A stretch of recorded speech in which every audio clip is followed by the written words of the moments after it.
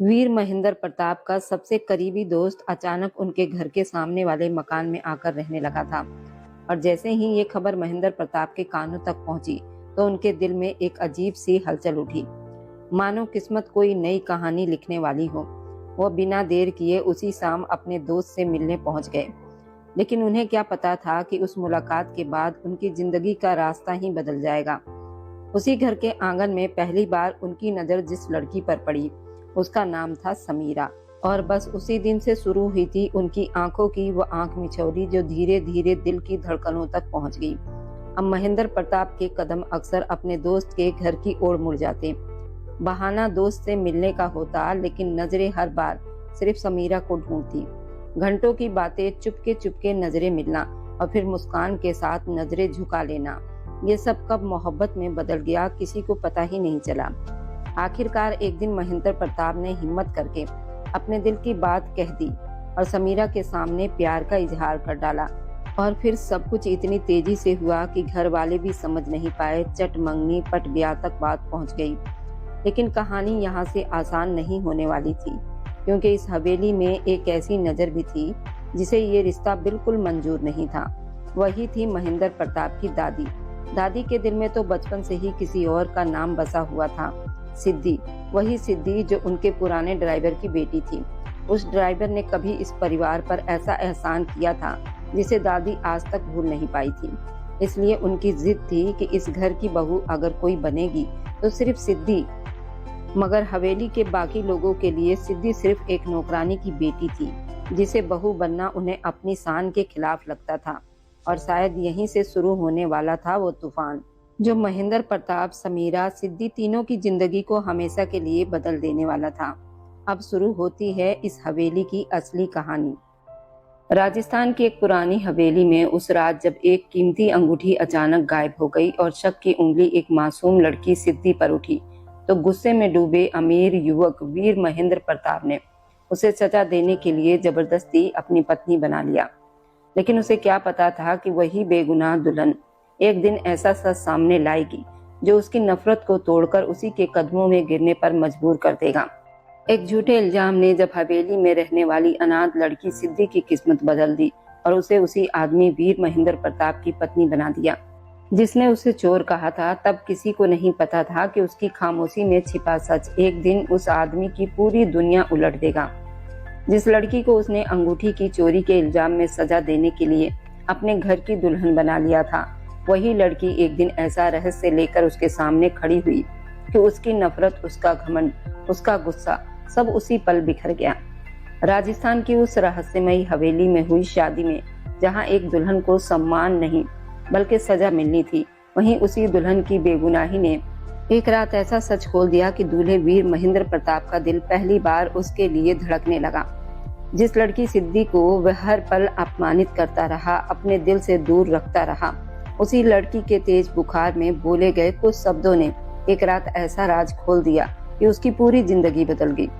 हवेली की वो बेगुनाह दुल्हन सिद्धि, जिसे सब चोर समझते रहे, जिसका अपना पति वीर महेंद्र प्रताप भी उसे नफरत करता रहा, लेकिन एक रात सामने आया सच ऐसा था जिसने उसे उसी हवेली की सबसे प्यारी और सबसे कीमती इंसान बना दिया। ये कहानी बहुत दिलचस्प रहने वाली है। कहानी शुरू होती है अब। मेरा बाजू छोड़ो, मुझे दर्द हो रहा है, मैं सच कह रही हूँ। मैंने खानदानी अंगूठी नहीं चुराई, वह भरी महफिल में रोते हुए कह रही थी, जबकि महेंद्र प्रताप मुट्ठी भींचे उसे घूर रहा था। आज उसकी शादी थी और शादी का हक का वो तोहफा खानदानी कीमती करोड़ों की कीमत वाली अंगूठी थी जो शादी से पहले गायब हो गई थी। इसका इल्जाम हवेली के अनाथ लड़की सिद्धि पर आया था। अंगूठी ना मिलने पर शादी टूट गई थी। मेहमान वापस जाने लगे। जब महेंद्र प्रताप की आवाज पर सब ठहर गए। बहुत शौक है तुम्हें वो अंगूठी चुराने का, तो इस अंगूठी की कीमत मेरी सारी जिंदगी गुलाम बनकर चुकाओगी तुम। शादी शुरू करें, मैं इसी से शादी करूंगा। महेंद्र प्रताप के फैसलों पर वह ना में सिर हिलाने लगी। पर कुछ देर में वह अनाथ बेसहारा लड़की महेंद्र प्रताप की बीवी बन गई थी। हवेली पूरी दुल्हन की तरह सजाई गई थी। बनारसी मखमली कपड़ों से हवेली की इमारत को 4 चांद लगाए गए थे। आज हवेली के इकलौते लाडले सपुत्र वीर प्रताप की शादी थी। दुल्हन वाले बस पहुंचने ही वाले थे। विदाई बाद में तय की गई थी, इसलिए दुल्हन वाले अपने साथ चंद मेहमानों को लेकर हवेली में ही पधार रहे थे। वीर महेंद्र प्रताप अपने कमरे में आईने के सामने खड़ा अपने दो खास नौकरों के जरिए तैयार हो रहा था। एक ने आदर के साथ वीर महेंद्र प्रताप के सिर पर सेहरा बांधा था, दूसरे ने शॉल उड़ाई थी। वह शेरवानी में बहुत शानदार नजर आ रहा था। उसने आईने में एक नजर खुद को देखा और मुस्कुराया। आज उसकी जिंदगी का सबसे हसीन दिन था, क्योंकि आज सरदार वीर महेंद्र प्रताप अपनी मोहब्बत को पाने वाला था और उसे अपने शादी में 7 फेरे लेकर हमेशा के लिए अपनी जिंदगी का हिस्सा बनाने जा रहा था। वो क्यों न खुश होता, क्योंकि ये उसकी जिंदगी का सबसे खूबसूरत दिन था। उसने तैयार होकर एक नजर खुद को आईने में देखा और बेकाबू मुस्कुरा दिया। फिर धीरे धीरे चलता हुआ बाहर आया तो दादी माँ का कमरा खुला हुआ था। वो बेकाबू उनके पास आया, जहाँ सिद्धि दादी के पास बैठी उनके पैर दबा रही थी। वीर महेंद्र प्रताप को अंदर आता देखकर एक लम्हे के लिए वो मूर्ति सी हो गई। वह किसी प्रिंस चार्मिंग से कम नहीं लग रहा था, जिसके चेहरे पर एक अलग ही खुशी थी जो उसके अंग अंग से झलक रही थी। सिद्धि ने फौरन से अपना रुख मोड़ लिया, दुपट्टा ठीक करती हुई खड़ी होकर कमरे के कोने में पहुंच गई। जीते रहो, जीते रहो। दादी माँ जो अपने कमरे में बिस्तर पर बैठी हुई थी, उसे इस तरह देखकर उनकी आंखों में आंसू आ गए थे। दादी माँ ने वीर महेंद्र प्रताप को अपने बराबर बैठने का हुक्म दिया और सिद्धि को बाहर जाने को कहा, तो वह सिर हिलाकर बाहर निकल गई। बहुत अच्छे और खूबसूरत लग रहे हो, तुम्हें यूं देखना मेरी दिली ख्वाहिश थी। लेकिन वो एकदम से अपनी बात अधूरी छोड़कर गमजदा सी नजर आने लगी तो वीर महेंद्र प्रताप ने आगे बढ़कर उनके माथे पर प्यार से चुंबन दिया। आप मेरे लिए मेरी माँ की जगह हैं। मेरी माँ से ज्यादा मैंने आपकी गोद की राहत पाई है। आप मेरे लिए सब कुछ हैं दादी माँ। लेकिन इस तरह आपका मेरी शादी में शामिल ना होना मुझे खुद भी तकलीफ दे रहा है। तो महेंद्र प्रताप ने आगे बढ़कर उससे पूछा था, आप ठीक हैं? अगर आप इन जूतों में चलकर थक गई हैं तो आप मेरे जूते पहन सकती हैं। ये सुनते ही उसकी आंखें हैरानी से फैल गई और सुनते तुरंत सिर हिलाया। ऐसा कुछ भी नहीं है, वो रही हमारी हवेली। ये कहते ही उसने सामने से इशारा किया और अपनी सहेलियों के साथ हवेली के अंदर चली गई। वीर महेंद्र प्रताप जो मुस्कुराता हुआ वही दृश्य देखता रहा, फिर मुड़ने लगा था। तभी किसी की जानी पहचानी आवाज पर उसके कदम वहीं रुक गए। महेंद्र, तुम यहाँ? सामने खड़ा उसका दोस्त दीपक चौहान उसके गले लग चुका था। दीपक, तुम यहाँ क्या कर रहे हो? वो मुस्कुराया, मैं तो यहाँ पिछले 1 साल से रह रहा हूँ, विदेश से वापस आ गया। तुमसे मुलाकात ही नहीं हुई। जिंदगी ने इतना ज्यादा काम में उलझा दिया था, लेकिन तुम यहाँ कैसे? रास्ता भूल गए? वो मुस्कुराते हुए उसका हाथ पकड़कर उसे हवेली के बड़े बैठक वाले कमरे में ले आया था। वह दरअसल कुछ लड़कियां रास्ता भूल गई थी, उन्हें छोड़ने आया था। महेंद्र ने मुस्कुराते हुए जवाब दिया तो दीपक ने सिर हिलाया, लेकिन अब तुम खाना खाए बिना नहीं जाओगे। सबसे पहले चाय पीते हैं, क्योंकि शाम का समय है। महेंद्र ने बहुत मना करना चाहा, लेकिन नौकर मेज सजा चुके थे। चाय के साथ इतनी सारी चीजें देखकर ही महेंद्र का पेट भर गया था। तभी दरवाजे पर दस्तक हुई और वह खूबसूरत लड़की उसे फिर से दिखाई दी। वह अपनी जगह चुप रह गया था। इस बार वह जिस रूप में थी उस रूप ने महेंद्र का दिल थाम लिया था। वो बिना दुपट्टे के खुले बालों के साथ वहां अनजाने में आ गई थी। भाई उसके मुंह से अचानक निकला और जैसे ही उसकी नजर सामने पड़ी तो महेंद्र को देखकर वह घबरा गई। अगले ही पल पर्दे के पीछे जाकर छुप गई थी। ये क्या कर रही हो समीरा? ये सुनते ही महेंद्र ने धीरे से उसका नाम दोहराया था और तुरंत अपनी नजरें नीचे कर ली। भाई, मुझे लगा यहाँ कोई नहीं है, इसलिए मैं बस अपनी चीजें लेने आई थी। वह घबरा गई थी। कोई बात नहीं, तुम जाओ। वैसे भी ये हमारा दोस्त है, कोई अजनबी नहीं है। ये दुपट्टा लेकर नमस्ते करो। तुम्हें याद नहीं है कौन है? महेंद्र है मेरा दोस्त, मेरा सबसे अच्छा दोस्त। ये सुनकर उसकी आंखें हैरानी से फैल गई। अगले ही पल वो पर्दे के पीछे से तेजी से निकलकर हवेली के अंदर चली गई। फिर थोड़ी देर के बाद वह ट्रे में पानी का गिलास लेकर आई और गिलास मेज पर रखकर गुस्से वाले चेहरे से महेंद्र को देखने लगी, जो उसे ध्यान से देख रहा था और वह उसकी नजरों को अच्छी तरह महसूस कर चुकी थी। तभी दीपक को किसी ने आवाज दी। वह उन दोनों को वहीं अकेला छोड़कर बाहर चला गया और यही मौका था जब महेंद्र अपनी जगह से उठा और धीरे धीरे उसके पास आया। वह उसके इरादे समझ चुकी थी, इसलिए 2 कदम पीछे हट गई और दीवार से जा लगी। घबराइए मत, मैं आपसे शादी करना चाहता हूँ। महेंद्र के मुंह से ये शब्द सुनकर ऐसा लगा जैसे उसके सिर पर किसी ने जोर से चोट कर दी हो। क्या आपकी हिम्मत कैसे हुई ये सब कहने की? वह गुस्से में उंगली उठाकर कुछ कहने वाली थी कि महेंद्र ने हाथ बढ़ाकर उसकी उंगली नीचे कर दी। हिम्मत तो मेरी हो सकती है ना, जब कोई लड़की मुझे पसंद आ जाए तो फिर वो मेरी ही होनी चाहिए। और ये वीर महेंद्र प्रताप का सबसे बड़ा सपना समझ लीजिए कि मेरा दिल आप पर आ गया है। मैं आपसे पहली नजर में प्यार कर बैठा हूँ। अब आपको जीवन साथी बनाना चाहता हूँ। जो भी आप मांगोगी सब पूरा किया जाएगा, क्योंकि आप महेंद्र प्रताप की पसंद बन चुकी हैं। समीरा हैरानी से उसकी आंखों में देखती रह गई। आप पूरा नहीं कर पाएंगे। अचानक उसकी आंखों में शरारत आ गई और उसने महेंद्र प्रताप की तरफ देखकर अपने बाल पीछे किए। मांग कर तो देखिए, फिर पता चल जाएगा। ये सुनकर वह हल्का सा मुस्कुराई और उसकी मुस्कान ने महेंद्र के दिल को और बेचैन कर दिया। भैया से मैंने सुना था कि आपके खानदान के पास एक अंगूठी है जो आपकी पुरानी पारिवारिक अंगूठी है और उसे किसी को देने की कसम खाई गई है।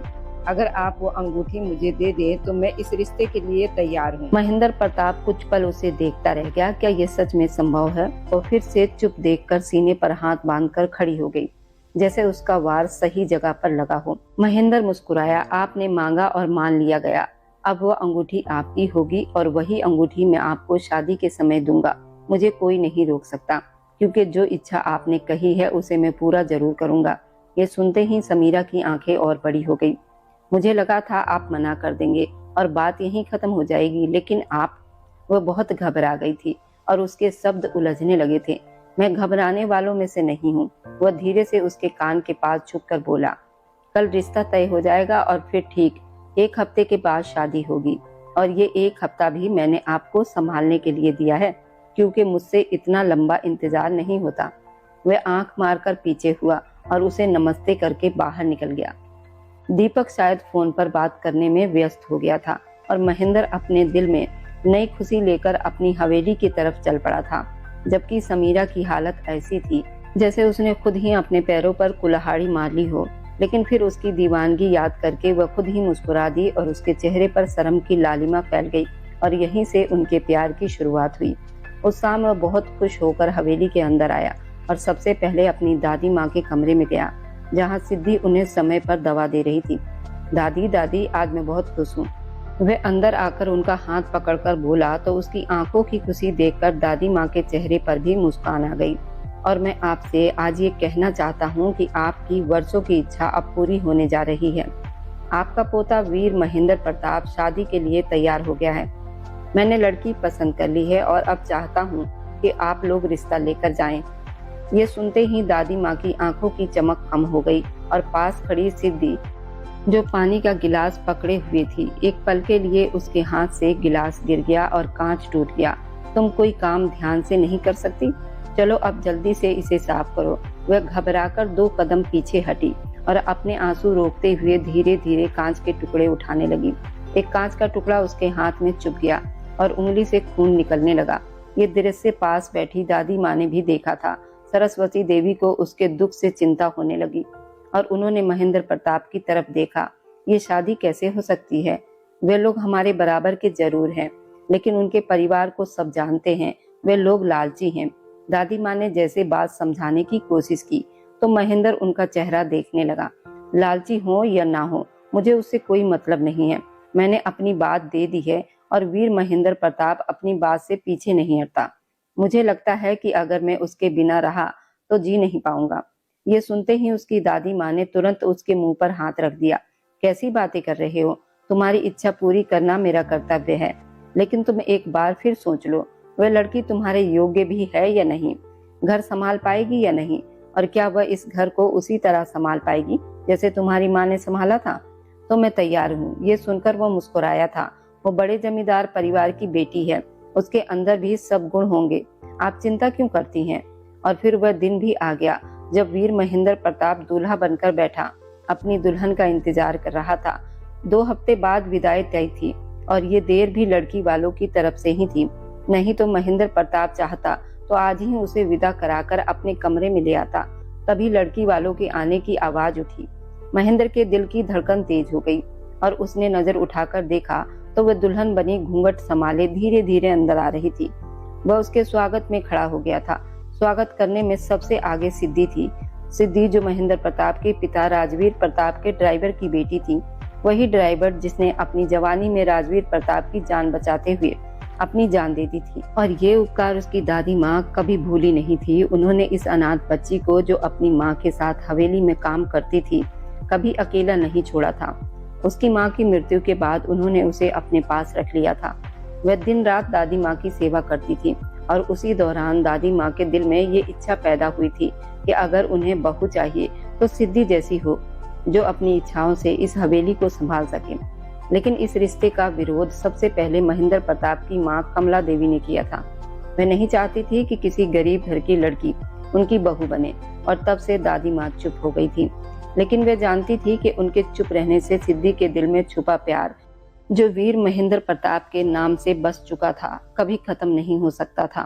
वह सफेद सलवार कमीज पर चुनरी का दुपट्टा ओढ़े आदर से उस स्थान के सामने खड़ी थी जो खास दुल्हन के लिए सजाया गया था। शादी के समय देने वाली वह करोड़ों की कीमत की पारिवारिक अंगूठी, जिसे दुल्हन ने मांगा था, वह भी खास सजावट के साथ वहां रखी हुई थी। अब उसे इंतजार था कि कब उसे आदेश मिले और वो सामान लेकर नीचे जाए। तभी दरवाजा खुला और एक नौकर अंदर आया। सिद्धि बेबे, ये सामान नीचे रखना है, एक एक करके रखिएगा, और हाँ, अगर अंगूठी की खास सुरक्षा करनी है। सिद्धि ने बस सिर हिलाया और अपने दिल पर पत्थर रखकर वह सामान समेट कर नीचे जाने लगी, जो उसकी बर्बादी की आखिरी कहानी बनने वाला था। वह बहुत हंसमुख लड़की थी। उसने बचपन से इस घर में अपना सारा समय बिताया था। वीर महेंद्र प्रताप उससे 10 साल बड़े थे। सिद्धि 20 साल की थी, लेकिन बचपन से दोनों एक ही हवेली में पले बड़े थे। वीर महेंद्र प्रताप के लिए उसका प्यार उसके दिल में एक दीपक की तरह जलता रहता था, जो उसे भीतर से पिघला चुका था। लेकिन सिद्धि चुपचाप अपनी आंखों के सामने वीर महेंद्र प्रताप को किसी और का होते देख रही थी, क्योंकि वे जानती थी कि वीर महेंद्र प्रताप और उसके बीच हैसियत का जमीन आसमान का फर्क है, और वे कभी एक दूसरे के बराबर नहीं हो सकते। उसने अपने आंसू पोंछे, चेहरे पर मुस्कान बनाए रखी और धीरे धीरे सारा सामान नीचे रख दिया। शादी की रस्म शुरू हुई। जब सिद्धि अंगूठी लेने ऊपर आई तो उसके पैरों तले से जमीन खिसक गई, क्योंकि वहां अंगूठी गायब हो चुकी थी। उसकी आंखें फैल गई। उसने मुंह पर हाथ रखकर अपनी चीख रोक ली। अब तो सारा इल्जाम मुझ पर आ जाएगा। मुझसे इतनी बड़ी गलती कैसे हो सकती है? ये सोचते हुए वह दौड़ कर नीचे आई और सामने खड़े नौकर नरेश के कान में सारी बात बता दी। उसके चेहरे का रंग उड़ गया। वह तुरंत अपने मालिक के पास पहुंचा, जो पंडित जी की शादी की रस्म की बातें ध्यान से सुन रहा था। वह उसके कान के पास झुककर बोला, मालिक, अंगूठी गायब हो गई है। ये सुनते ही वो एक झटके से अपनी जगह से उठ खड़ा हो गया। क्या बकवास कर रही हो? अंगूठी कैसे गायब हो सकती है? यहीं कहीं होगी, ढूंढो उसे। दुल्हन ने भी ये बात सुन ली थी और पंडित जी तो हाथ उठाकर आगे की रस्म रोक दी। क्या हुआ आपके वादों का? एक ही दिन में टूट गए? समीरा ने घूंघट के पीछे से ताना मारा तो वीर महेंद्र प्रताप को बहुत अपमान महसूस हुआ। ऐसा कुछ नहीं, अंगूठी यहीं होगी। आप शादी की रस्म शुरू करें। लेकिन समीरा ने शादी से मना कर दिया। जब तक अंगूठी मेरे सामने नहीं रखी जाएगी, मैं इनकी बात पर भरोसा कैसे करूं? मैं ये कैसे मान लूं कि यह आदमी आगे भी अपनी बात निभाएगा? ये तो बहुत बड़ा धोखा है। वो मुस्कुराते हुए वीर महेंद्र प्रताप के चेहरे का दर्द देख रही थी। पूरी हवेली में खोज शुरू हो गई थी, लेकिन उस अंगूठी का कहीं पता नहीं चला। आधे घंटे तक सब लोग वहीं बैठे रहे। वीर महेंद्र प्रताप की हालत ऐसी थी जैसे उसके शरीर से खून ही निकल गया हो। अंगूठी संभालने की जिम्मेदारी किसकी थी? वह गुस्से से चिल्लाया तो समीरा खड़ी हो गई। अब चिल्लाने से कुछ नहीं होगा। सरदार साहब, आप एक अंगूठी की रक्षा नहीं कर सके तो सारी जिंदगी मेरी रक्षा कैसे करोगे और अपनी बात कैसे निभाओगे? उसने अपना घूंघट हटा दिया। मैं ये शादी नहीं कर सकती, क्योंकि यह आदमी पहले ही परीक्षा में असफल हो गया है। प्यार के बड़े दावे किए थे, लेकिन एक भी पूरा नहीं कर सके। समीरा ने उसकी आंखों में आंखें डालकर न सिर्फ उसके प्यार को ठुकरा दिया, बल्कि उसका दिल भी तोड़ दिया। लड़की वाले उठकर वापस जा चुके थे। वीर महेंद्र प्रताप टूटे दिल के साथ वहीं सोफे पर बैठ गया था। पूरा हॉल खाली हो गया। वह खाली नजरों से सबको खुद पर हंसता हुआ महसूस कर चुका था। करमवीर, वह जोर से बोला तो वह दौड़ता हुआ उसके पास आया। अंगूठी की जिम्मेदारी किसकी थी? उसकी आंखों में गुस्सा भर गया था और उसने बहुत कठोर आवाज में पूछा। पुराने ड्राइवर की बेटी सिद्धि की। उसी की जिम्मेदारी थी वह अंगूठी संभाले। मुझे तो लगता है उसी ने चोरी की होगी। कुछ दिन पहले वो कह रही थी कि उसे पैसों की जरूरत है। ये सुनते ही वीर महेंद्र प्रताप की आंखों में तूफान आ गया। उसे मेरे सामने लाओ। वह जो सीढ़ियों के कोने में खड़ी होकर ये सब सुन रही थी, एकदम से घबरा गई और पीछे हटने लगी, लेकिन वीर महेंद्र प्रताप की नजर उस पर पड़ गई और वह तेज कदमों से उसके पास आ गया। उसकी आंखों से गुस्सा बरस रहा था। तो ये तुम हो जिसकी वजह से आज मुझे सबके सामने शर्मिंदा होना पड़ा और मेरा प्यार भी मुझसे दूर हो गया। वह उसके बाजू को अपनी मजबूत उंगलियों से पकड़कर गुस्से में झकझोरते हुए कह रहा था। सारे नौकर वहां से हट गए थे, क्योंकि सब जानते थे कि वीर महेंद्र प्रताप के गुस्से से कोई बच नहीं सकता। और आज तो जैसे वह सिद्धि पर टूट ही पड़ने वाला था। बहुत शौक है ना तुम्हें अंगूठी चुराने का, वह जोर से चिल्लाया और उसके बाजू को इतना जोर से पकड़ा कि वह दर्द से चीख उठी। मुझे माफ कर दीजिए, मैंने कुछ नहीं किया। मैंने अंगूठी की रक्षा ही की थी। जब मैं सामान नीचे लाने के लिए मुड़ी तो वह वहां नहीं थी। मैंने कुछ नहीं किया। वह जमीन पर बैठकर रोने लगी। अगले ही पल वीर महेंद्र प्रताप ने उसे पकड़ लिया और घसीटते हुए मंच की तरफ ले आया।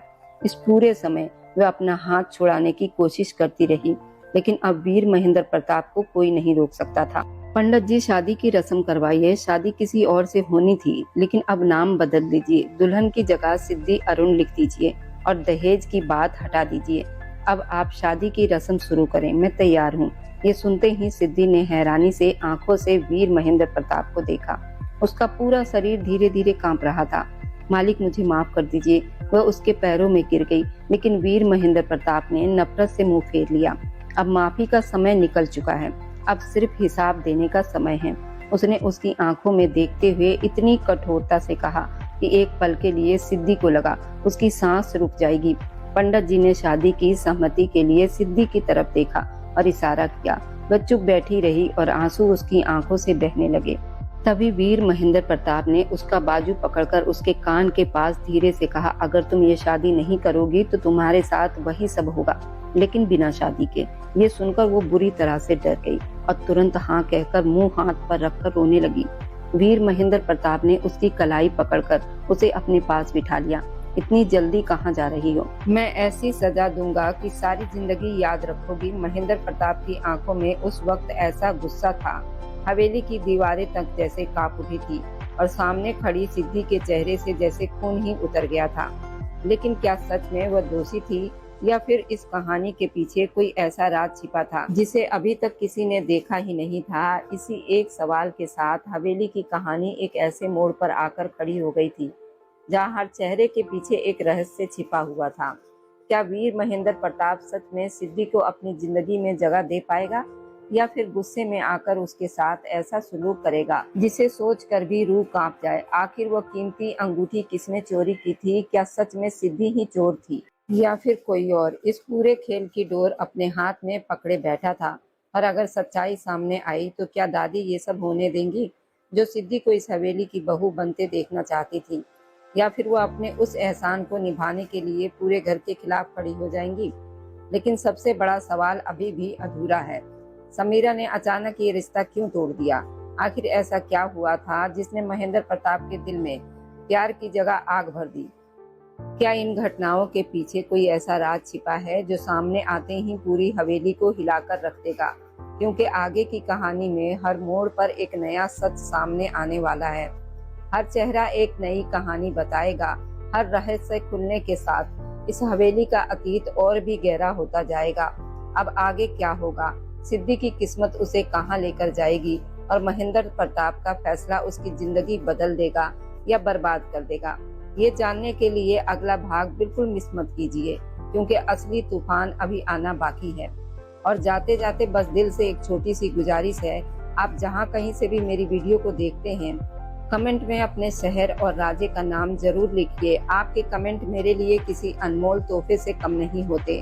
और जो लोग अपना कीमती समय देकर मेरी कहानियों को देखते हैं, लाइक और शेयर करते हैं, उन सबका मैं दिल से धन्यवाद करती हूँ। अगर आज की कहानी ने आपके दिल को छुआ हो तो वीडियो को लाइक करें, अपने दोस्तों तक जरूर पहुँचाएं और हमारे इस छोटे से परिवार का हिस्सा बनने के लिए चैनल को सब्सक्राइब करना ना भूलें, क्योंकि आपका हर सब्सक्राइब मेरे लिए आपका प्यार और भरोसा है। फिर मिलेंगे एक नई भावनाओं से भरी कहानी के साथ। तब तक खुश रहिए, स्वस्थ रहिए, हमेशा मुस्कुराते रहें।